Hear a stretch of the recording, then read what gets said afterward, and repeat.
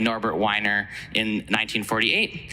But the idea here is that we're talking about complex adaptive systems, systems that evolve, and you can even find in a variety of rather old references discussions of things like price discovery made analogous to Darwinian evolution.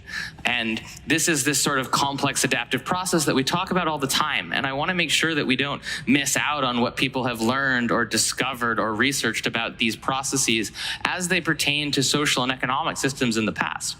So we've had some successes and some failures. It's an inherently imperfect science, but we've had things like the limits to growth, which was the research of the sort of system dynamics community, which used sort of differential equations to represent sustainability challenges and like looked at the way that we could extrapolate the sort of challenges that we're experiencing today in the environmental setting. We've had sort of, we'll call them trials or experiments in governments. In CyberSyn is relatively well known. You can sort of read about it, but it was an attempt to put a sort of centralized command center to help manage the economy in Chile.